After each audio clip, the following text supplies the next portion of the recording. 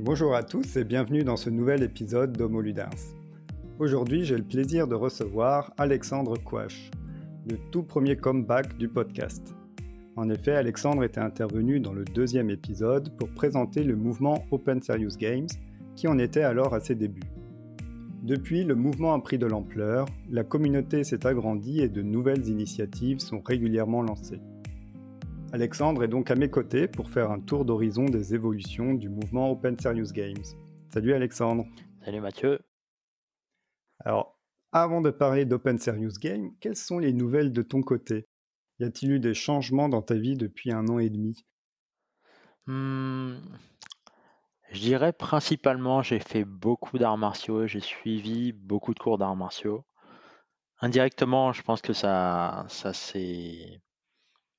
a touché à Open Serious Game dans le bon sens du terme, mais ça serait le gros changement principal si je vais parler de cette dernière année et demie. Ça marche. Toujours Scrum Master? Toujours Scrum Master, clients différents, enfin différentes missions et toujours plein de défis au quotidien réel, desquels m'alimenter aussi. Ça marche. Alors, comme je le disais en introduction, tu es déjà passé sur le podcast, et à ce moment-là, Open Serious Games devenait un mouvement avec la publication d'un manifeste. Peux-tu nous rappeler un peu l'ambition qu'il y a derrière Open Serious Games? Alors, l'ambition derrière Open Serious Game, c'est de réveiller le pouvoir de transmission en chacun. Alors, pour faire très très bref, c'est une vision de la pédagogie qui est très très, on va dire, démocratique. Et on souhaite que la capacité de transmettre son expérience et la capacité de partager ce qu'on trouve important et pouvoir le donner aux générations d'après ou aux générations d'aujourd'hui, c'est quelque chose qui devrait être maîtrisé par beaucoup plus de personnes. euh, Parce qu'aujourd'hui, beaucoup de gens ont cette intention, mais n'ont pas forcément les moyens ou la- les opportunités de le faire.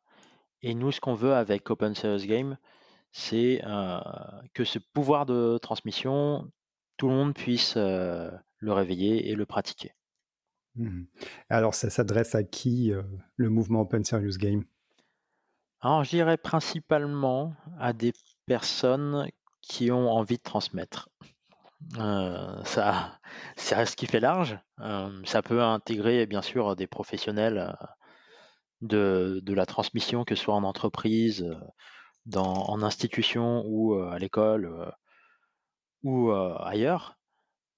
Mais ça peut tout autant être toute personne qui veut un peu dépasser sa vue d'individu et se connecter à un groupe en leur donnant des choses. Donc ça fait large. Et en ce moment, c'est plus les entreprises. Alors, depuis fin 2018, le mouvement s'est structuré. Comment est-ce que vous êtes organisé aujourd'hui? Alors, juste prendre en référence fin 2018 où essentiellement il y avait un meet-up, peut-être 5 ou 6 personnes dans un chat avec des rêves, sur une salle WhatsApp avec des rêves. Je dirais aujourd'hui, il y a plusieurs communautés un peu réparties dans la France. Nantes, Lyon, Lille, Paris, entre autres, Toulouse aussi, Bordeaux. Il y a une association qui va gérer un peu les activités autour de tout ce qui est structuration et tout ce qui est, on va dire, développement d'un centre officiel. Il y a plein de nouveaux outils de communication, hein. Il y a un Slack qui est apparu, il y a plusieurs salles WhatsApp qui sont actives sur lesquelles il y a des news. On a des rendez-vous réguliers associatifs avec le bureau de l'association. Il y a plusieurs meet-up et on a pas mal de relais un peu partout. Il y a eu un site aussi depuis fin 2018 qui s'est bien développé et qui pointe vers plein d'autres sites et voilà, le mouvement a changé. Je vais pas décrire tous les changements organisationnels, mais ouais, on est organisé beaucoup plus, en résumé, comme une sorte de fédération, Mmh. plus que comme un rêve de fou. On reste une fédération de rêveurs de fous. Donc chapeauté par une association pour Voilà, ouais, le côté statut, tout voilà, ça. ouais, ouais. Et toi, ta place, là-dedans, c'est dans l'association, c'est quoi? Alors moi, je suis vice-président intégration et j'aime bien dire inclusion. Je dirais que intégration dans le sens onboarding, présentation, arrivée, transmission du système, montée en compétences. Je suis plus centré sur ça aujourd'hui.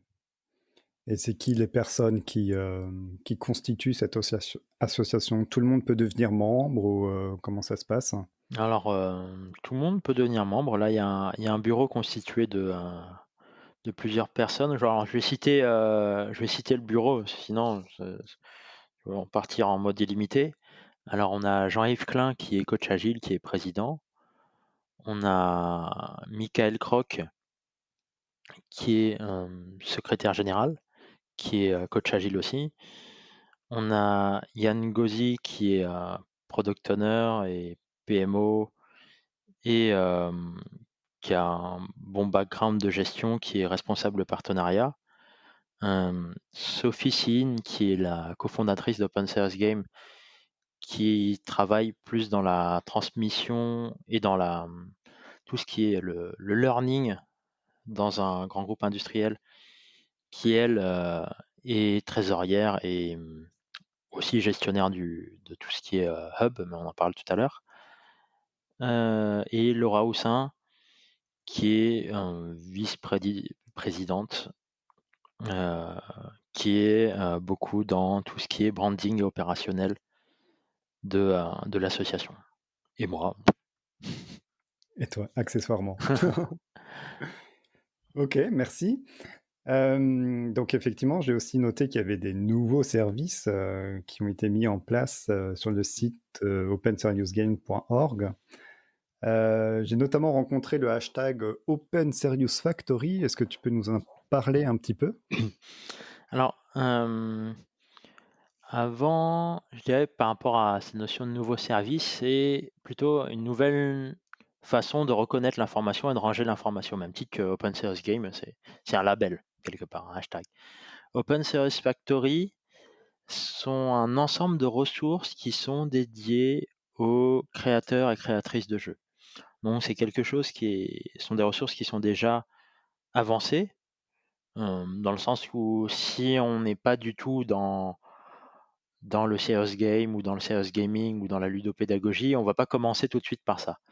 En revanche, si on veut creuser, et c'est pour ça qu'on a fait des niveaux avec la méthode, si on veut creuser et qu'on atteint le niveau créateur, créatrice de jeu, on a tout un ensemble de ressources qui sont repérées par le hashtag Open Source Factory. Et ça peut autant être des cartes de jeux d'aide à la création que des articles, que des événements qui sont dédiés à la création de serious game ou, ou de démarche de serious gaming. OK, donc c'est pour avoir, toutes les cartes en main pour se lancer dans la création, d'un jeu sérieux, quoi. Qu'il soit open serious game ou pas, finalement. Oui, oui, qu'il soit open serious game ou pas, c'est des ressources Open Source Factory. OK, intéressant. Alors, il y a aussi, un calendrier sur lequel, il y a différents événements qu'on peut retrouver. Oui, donc Open Source Calendar, c'est c'est un calendrier qui a été initialisé par François-Xavier Gaudin, qui a lancé le site Learning Games. Et on avait l'idée avec ce calendrier de réunir sur un même point observable l'ensemble des événements liés au serious game, à la ludopédagogie en France. Ça permettait à un public, que soit le public open serious game ou pas, de de repérer tout ce qu'il peut y avoir comme opportunité, surtout avec, le contexte, Covid qui a fait que tout est passé en ligne. Ça nous a permis de réunir toutes ces opportunités à un endroit pour que, finalement, on puisse mutualiser de la communication pour développer le secteur en entier. Donc c'est pas que Open Serious Games, c'est, le sujet plus large de, jeux sérieux, serious gaming, hem, ludopédagogie, transmission par le jeu, et cetera. Alors, qui c'est qui fait ce travail de recenser tous ces événements? Est-ce qu'on peut soi-même poster notre événement ou comment ça se passe? Alors pour l'instant, c'est un calendrier, donc c'est un calendrier communautaire.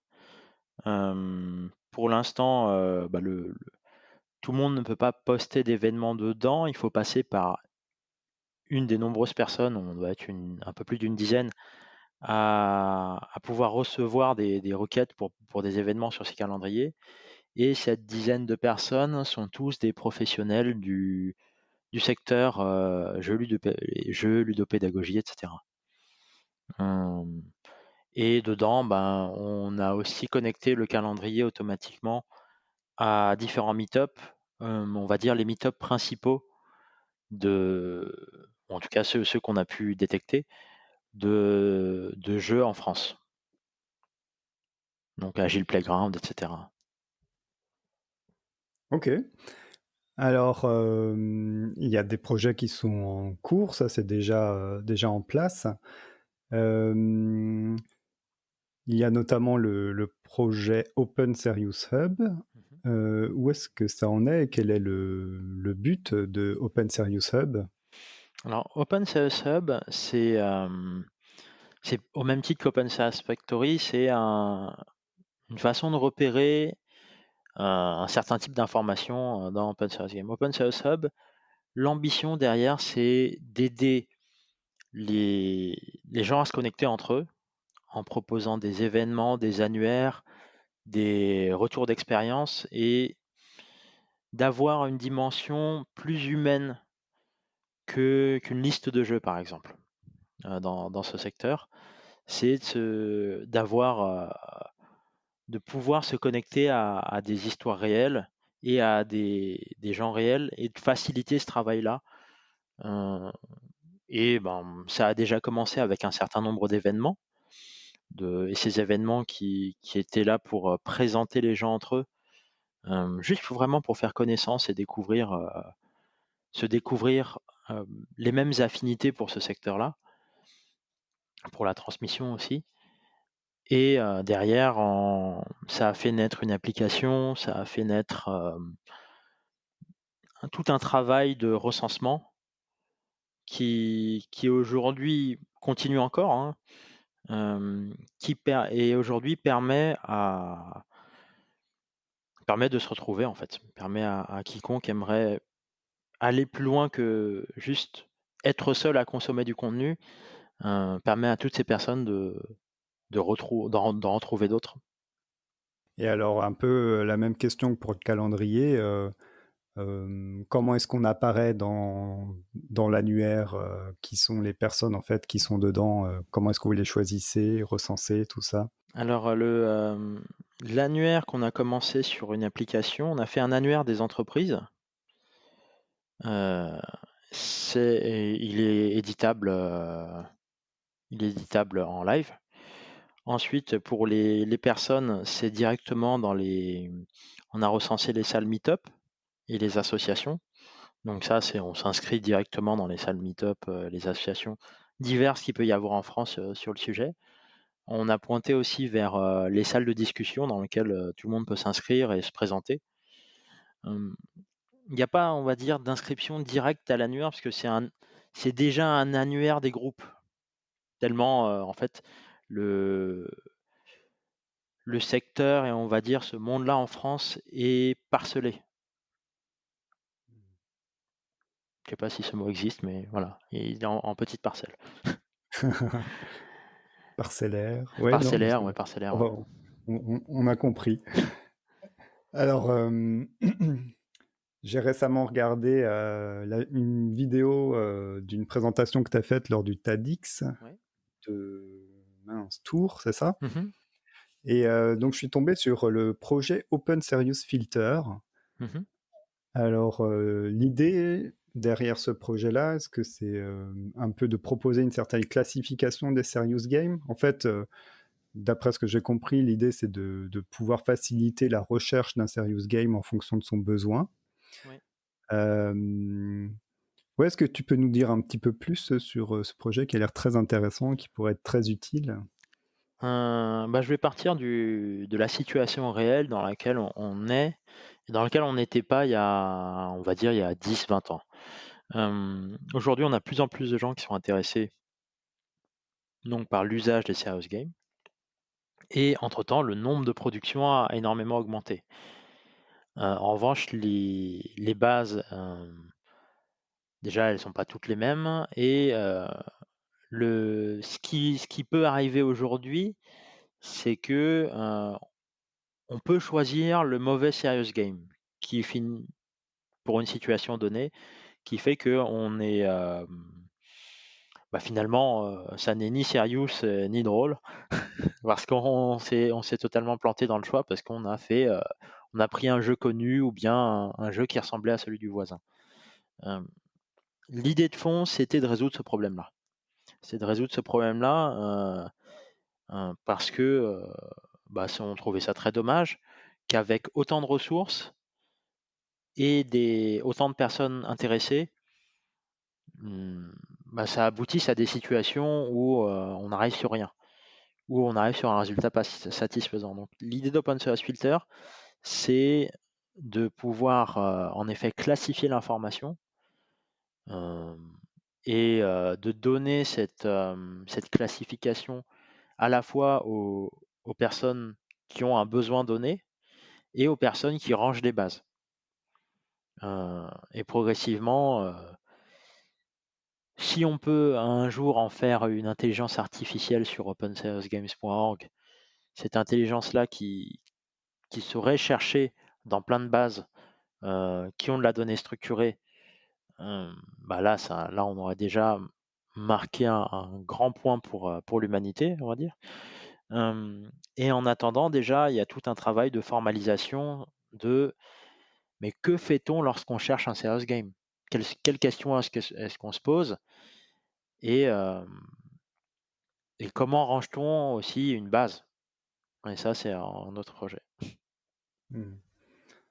Le métier de ludothécaire de Serious Game n'existe pas encore, mais tu veux déjà le remplacer par une intelligence Je artificielle. veux déjà le soutenir. Ah, le soutenir. Chouette projet. Alors tout ça, ça s'appuie sur l'Open Serious Base, dans laquelle on retrouve un peu tous les Serious Games que vous avez recensés jusqu'à présent. Ouais. Open Source Base, en fait, à la base, ça représentait euh, la base qu'il y avait sur opensourcegames.org, qui est née, on va dire, début 2018. À cette époque, il y avait assez peu, bon, en tout cas, moi, j'en connaissais assez peu, des bases de serious games accessibles sur Internet et connues, on va dire, très connues. Aujourd'hui, il y en a plus et le projet Open Source Base est devenu plus une façon de ranger l'information. Justement, c'est un peu comme tu disais, le guide du ludothécaire. Et, et derrière, le site web lui-même est devenu une base de bases. Parce qu'on a pu recenser un très grand nombre de bases. Quand je dis un très grand nombre, c'est une dizaine, vingtaine, hein, mais c'est déjà chaque base ayant de 20 à plusieurs centaines de jeux. Ça commence à faire beaucoup. Euh, on a recensé les bases sur lesquelles il y avait des jeux sérieux dans lesquels quelqu'un qui voudrait en trouver, il aurait toute cette liste sous la main. Et qui voudrait publier aussi, il aurait toute cette liste sous la main. Et Open Source Base, c'est une façon de ranger. Le but, c'est d'avoir une liste de protocoles uniformes pour pouvoir ranger les bases. Un peu comme si on avait une version d'API, de manière à ce que, par exemple, une base donnée puisse se dire, nous, on est Open Source Base V1, Donc vous pouvez chercher dans notre base avec tel critère, et une base qui serait OpenCEOS, V2 aurait plus de critères, et cetera, et cetera. Et ça serait une sorte de protocole de toutes les bases de serious game, heu, mondiales, hein, idéalement, hein, pour, ranger leurs informations selon le niveau d'ingénierie qu'elles veulent, leur accorder. Vous voulez en fait mettre en place un espèce de référentiel qui permet de classer les jeux en fonction de certains critères qui seraient partagés entre, Entre plusieurs bases, ouais. peut-être pas toutes, mais voilà, Ouais, une majorité de bases de jeux sérieux, quoi, c'est ouais, ça? ouais, et chacun irait plus ou moins loin dans ce référentiel, mais ça permettrait, de connecter l'information ensemble, et de structurer cette information, sur le long terme pour que les utilisateurs, ils puissent aller plus loin, et chercher dans des ensembles plus gros pour trouver quelque chose qui leur vont mieux. Peut-être, encore une question là-dessus, du coup, est-ce que vous envisagez par exemple d'intégrer dans cette base des jeux, grand public, mais qui peuvent être détournés, comme des jeux sérieux et du coup de les classer selon, les critères, Open Serious Game? C'est, ce n'est pas exclu. J'ai pas en tête quelqu'un qui aurait le plan de faire ça explicitement, on va dire. Hem, pour ma part, je pense que tout jeu étant aussi une modélisation de processus cognitifs, on et le jeu peut être utilisé dans un cadre sérieux qui aurait besoin de développer ces processus-là, hem, à un travail de médiation, présentation et débriefing, heu et intégration près. Donc oui, pourquoi pas? Pourquoi pas? C'est pas exclu du tout et ça serait logique. Mmh. OK, cool, intéressant. Il y a du boulot en tout cas. Ouais. Alors, dernier petit projet, si je me trompe pas, si j'en oublie, tu pas à les rajouter après, c'est, Mmh. Open Serious Guide. Alors, en quoi ça consiste? Alors l'idée derrière, le guide, c'est déjà, l'idée d'une méthodologie, et l'idée derrière la méthodologie, ça vient d'une méthodologie pour apprendre, la transmission par les serious games et la compréhension de ce secteur. Et cette méthodologie qui est la méthodologie, OSG, les méthodes OSG au même titre qu'on aurait la méthode Scrum, Kanban, Lean, et cetera. Ça vient du fait que, aujourd'hui, c'est difficile pour des acteurs extérieurs à ce secteur, d'évaluer le niveau de quelqu'un dans le secteur. Parce qu'il y a plein de gens qui s'y mettent, parce que c'est un secteur efficace, hem, qui a ses raisons naturelles de se développer. Et aujourd'hui, il y a une sorte de mur qui est celui de la diversité, qui est une très grande richesse, cette diversité. Hem, mais pour quelqu'un qui est extérieur, ça rend difficile la lecture et l'adoption. Et donc l'idée, c'est de créer une méthodologie qui permet d'avoir une sorte de tronc commun, qui ne retire pas la valeur de ce que chacun a dans son parcours, hein, mais qui permet d'avoir un tronc commun, sur, les différents niveaux de maîtrise du serious game et de la transmission par le jeu. Et cette méthodologie, ce tronc commun de la transmission par le jeu, donc la méthode OSG et ces niveaux qu'on peut retrouver, sur le site, toute cette méthodologie-là se retrouverait dans l'Open Serious Guide, au même titre qu'on a le Scrum Guide ou le manuel des castors juniors ou le mode d'emploi d'une machine à laver. OK, ouais, bah, à travers tous les différents projets qu'on vient de balayer, là, on sent bien qu'il y a cet esprit, de structuration, classification, vous tendez vers la professionnalisation, là, vraiment. Mmh. Je dirais, c'est un battement. Donc c'est important de garder ça en tête pour, ne pas se figer, donc ne pas devenir, rigide en disant: «Il n'y a que ça». Hem, je dirais dans les phases de développement d'un mouvement, d'un secteur, il y a il y a une alternance naturelle entre des phases exploratoires où on va ouvrir l'esprit, prendre de nouveaux chemins et cetera, et une phase structurante où on pave les chemins qu'on reconnaît comme, utiles et efficaces. Et cette structuration-là correspond à une phase dans Open Serious Game qui est celle de remettre, de la structuration, enfin remettre, du facile et du concret dans quelque chose qu'on a exploré de manière libre. Mmh. Et ça précède, heu, quelque part, une nouvelle phase d'exploration et de nouveaux projets. Mmh. Ouais, on consolide, ce qu'on a déjà pu, découvrir et qui ça nous permet d'avoir une bonne base pour aller de l'avant, quoi. C'est ça, et d'avoir l'esprit libre sur ça. Mmh. OK, super intéressant. Alors comment ça se passe si on souhaite s'investir, dans l'un ou l'autre, des projets que tu as mentionnés?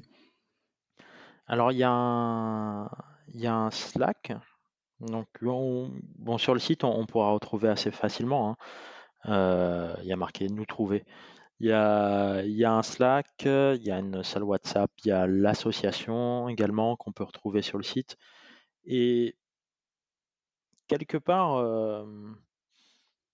on peut commencer presque de son côté. C'est, l'idée, c'est de pouvoir agréger intelligemment du travail collectif plus que de, se dire: «Ah oui, il y a un péage et un passage obligatoire». Donc on peut commencer de son côté ou on peut contacter des gens, sur les différentes plateformes que j'ai mentionnées. OK, ça marche. Alors du coup, on arrive à la fin de notre échange, est-ce que tu veux rajouter quelque chose à tout ce dont on vient de parler? Je rajouterais 2 choses. Un, que Open Serious Game commence à atteindre, des sphères, hem, dont le métier est purement pédagogique dans le sens, de la formation des écoles et et ça on sent qu'on ça fait vraiment plaisir de se dire qu'on a atteint ce ce ce monde-là, en partant de notre monde d'entreprise. Hem, 2e chose, je dirais de pas oublier, enfin de pas oublier, en fait non, je dirais pas de pas oublier, mais on a cette même étoile de folie de regarder le futur à une, comment dire? À une distance, très lointaine, et à se dire: «Ah bah voilà, on veut transmettre pour ce moment-là», et on est dans une aventure. Même si ça a pris beaucoup de structure, on n'a pas perdu le fil de, de de la vision et de regarder loin et de prendre plaisir à être dans quelque chose de, on va dire, plus gros que le quotidien. Mmh. Et ça, je dirais c'est presque la plus grande fierté, de ces 2 ans, c'est d'avoir gardé cet état d'esprit, entrepreneur, hem, mais pas dans le sens, forcément classique du terme, mais un peu, sens, aventurier, explorateur. Mmh. Vous avez toujours l'énergie, du début, qui vous anime On en a plus. encore plus. Eh ben, merci beaucoup Alexandre, pour, ton deuxième passage sur, Homo Ludens, ça m'a Mmh. fait, très plaisir. Merci à toi Mathieu, et dernier ajout que je vais ajouter en teaser, en dernier mot, Il y aura quelque chose à propos d'Open Source Game et de Mathieu. Donc, je renverse un peu ce podcast sur les dernières minutes. Et je ne fais qu'un teaser, donc retrouvez bientôt Mathieu Voilà, soyez à l'écoute. à ce sujet. Merci d'avoir écouté jusqu'au bout. N'oubliez pas de vous abonner et de parler du podcast autour de vous. À très bientôt!